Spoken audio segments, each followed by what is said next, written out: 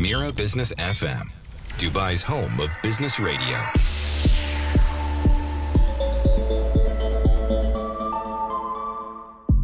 Mira Business FM, The Morning Drive. 8 smart investing rules the wealthy follow is our next topic. James Thomas is with me. He's an independent financial consultant.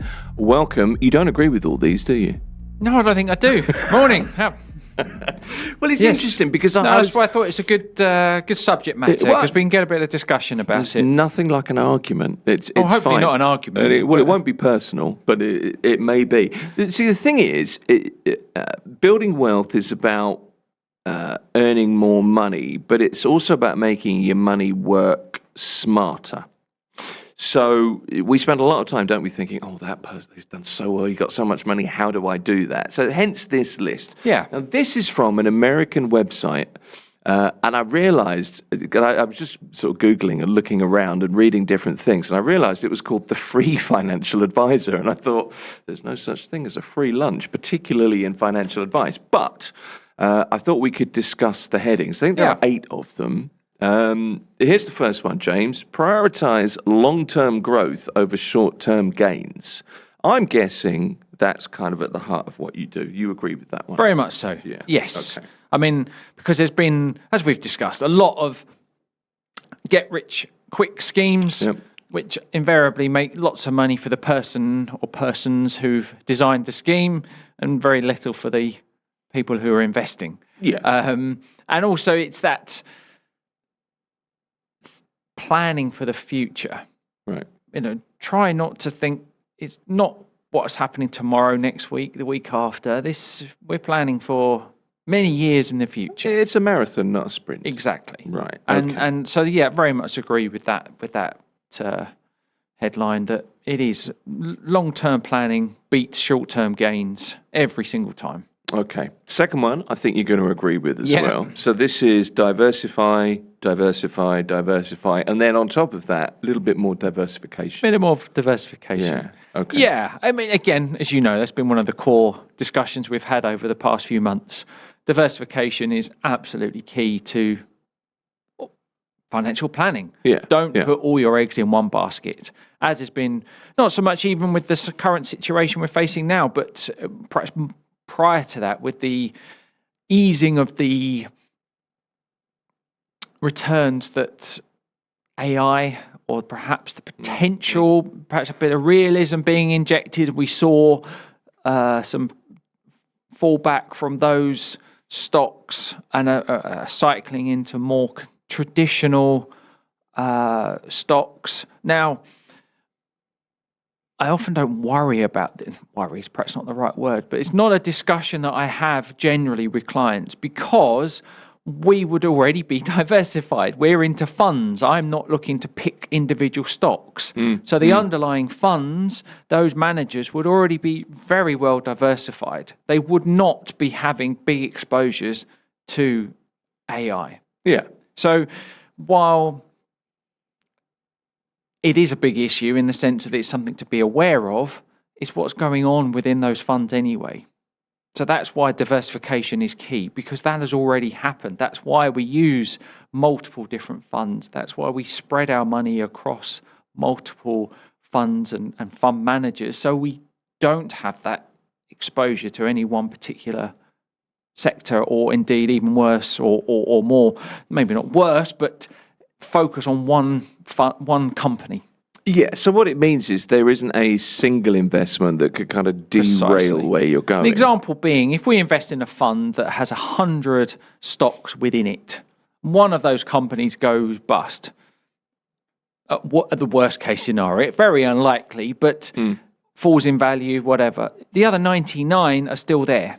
So you've only exposed 1% of your money. Yeah. And that's the key behind diversification. Yeah, and that helps reduce risk. Yes. And you can be into whatever it is you're into, whether it's stocks and it's bonds or it's real estate or it's alternative assets or it's gold, whatever it is. Yes. It's the spread, isn't it? Okay. And then obviously, sorry, just to finish off, all the areas you've just mentioned, if you're invested in those as well, then again, the diversification multiplies. Yeah, okay.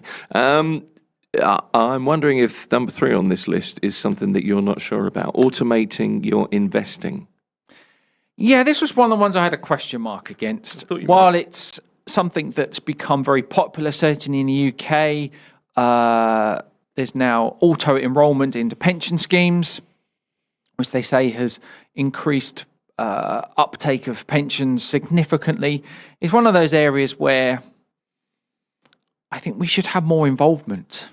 Okay. It should be something that we've sat down and thought about. We know what we're doing, why we're doing it, rather than just some program or indeed your HR maybe has just suddenly taken a chunk of your wages and directed it somewhere. It's interesting this because you see it on Instagram, don't you? You see this, I've got this app and it does everything automatically for me and I don't have to think about it. And I think, well, if you don't think about it, maybe you should have thought that in the first place. I find that odd. Exactly. And it's just everything we talk about is to be aware, to be involved, to have, have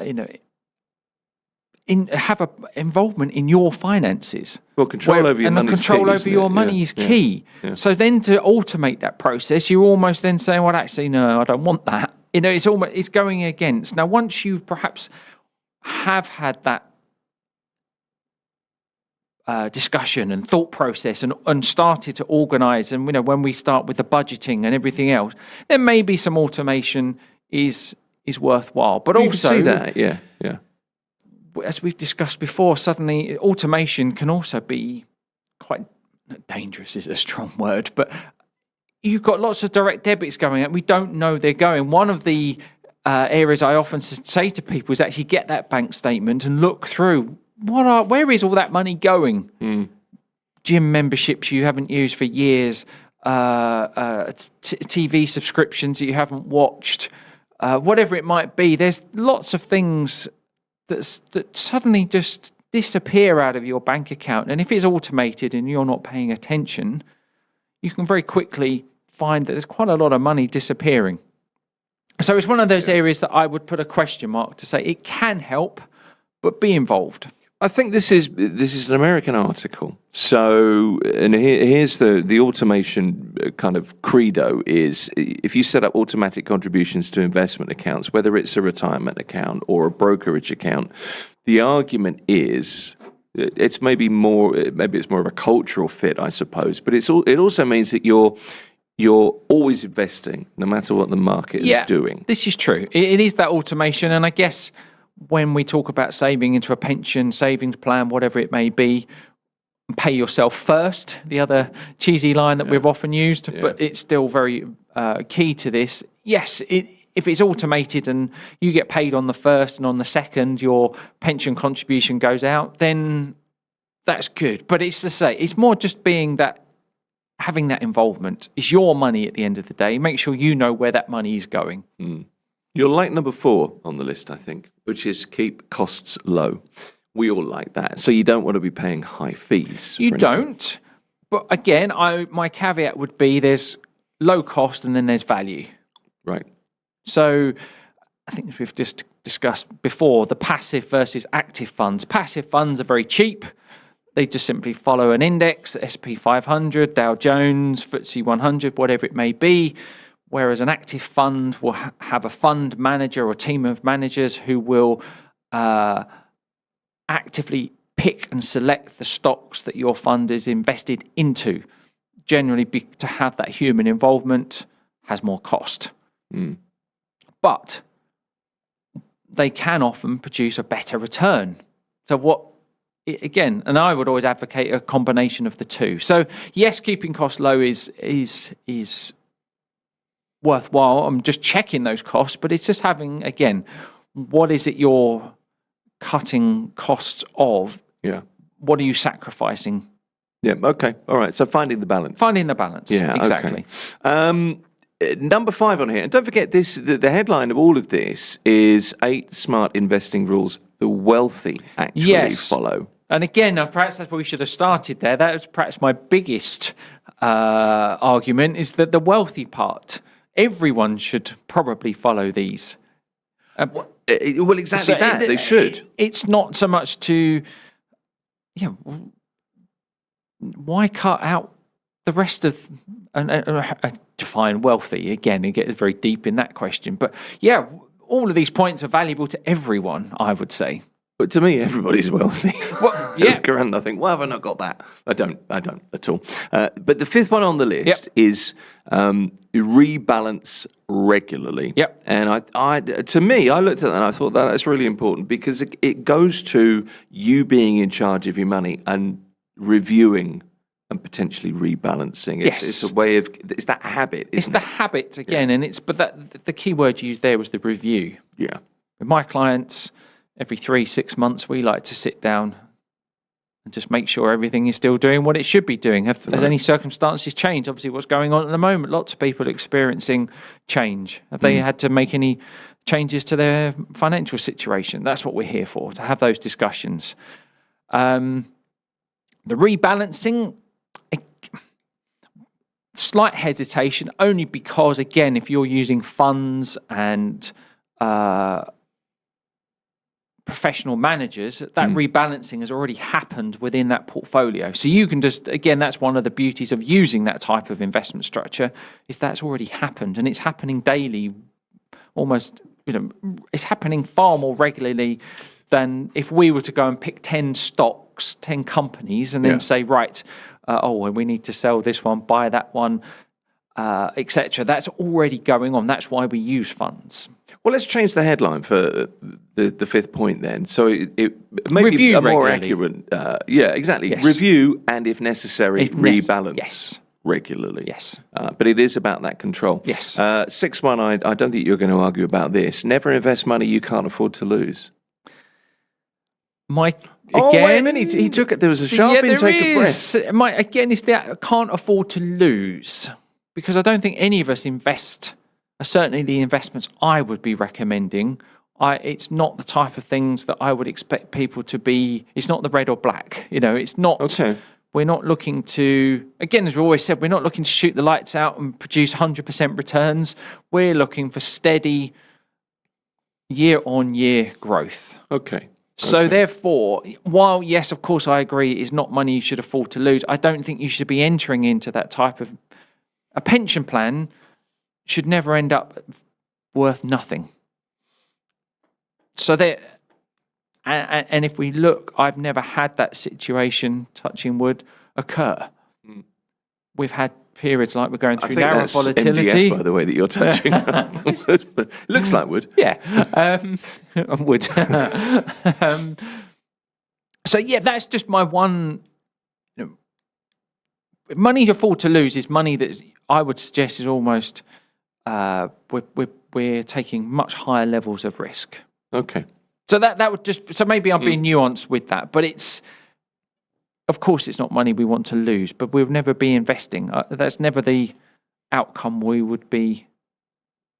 No, I see what you mean. Against. I think, that's a way of reading it, isn't it? The other way of reading it is kind of that, if you're a smart investor, that there is a level of risk in everything you do, potentially, at least, hopefully. If we're looking, So never invest anything that you need, Indeed. Invest your grocery money or whatever it is, your weekly shop kind of thing.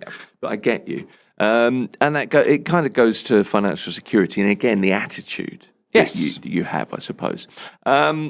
This is one, and I know this is something that I'm saying this, I think you're going to agree with it, but then who knows, because you're quite contrary today.